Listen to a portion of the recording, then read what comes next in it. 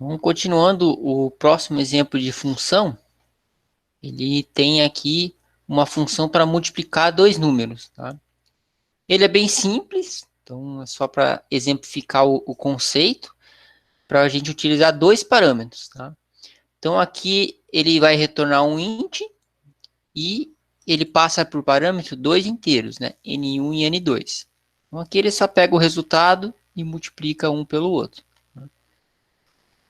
Aqui no programa principal a gente tem uma separação, tá? Então antes a gente tem a função e aqui no public static void main que a gente chama que é o programa principal, tá? Tem a declaração tanto do valor 1, valor 2 e o resultado. Então aqui ele vai pegar o resultado um pouquinho diferente do de cima, ele pega o resultado e coloca uma variável, depois escreve na tela. Tá? Então aqui ele declarou V1 e V2, então ele vai pedir para digitar o primeiro e o segundo valor. Mas o mesmo detalhe que eu expliquei anteriormente, aqui ele assume, em vez de V1 e V2, ele vai assumir quando chamar a função os valores de V1 e V2, tá? E não o nome das variáveis. Então por isso que pode ser diferente aqui. Tá? Então, depois que ele inseriu os dois valores, vai chamar a função multiplica, passando por parâmetros os dois valores informados, e vai retornar na variável resultado. Tá? Então, diferente um pouquinho do exemplo aqui de cima, que ele pegou e já colocou o nome da função no próprio escreva, no system.out.print, aqui ele fez primeiro um resultado, né, a variável resultado, e fez retornar o valor da função. E daí esse resultado que ele vai inserir aqui no system.out.println. Professor, mas Pode falar. qualquer um dos dois que eu fizer tá certo, né? Ou tem alguns que vão ter que ser desse outro jeito de baixo aqui? Não, qualquer um tá certo. Tá? É só para exemplificar mesmo que tem as duas maneiras de se fazer. Então, nesse daqui, a gente deixa de colocar uma variável a mais, né? Que seria o mesmo resultado. Né? Aqui, o resultado nesse daqui teria que ser string, tá? Porque o resultado da função é string. E aqui a gente usa uma variável resultado e aí a gente não passa por parâmetro aqui o nome da função, tá? Então só usa a variável que a gente colocou. Então nesses exemplos aqui, né, da apostila, vocês podem copiar e tem alguns comentários, né? Então faz parte não é simplesmente um barra barra, né? Então faz parte do comentário que ele está chamando a função.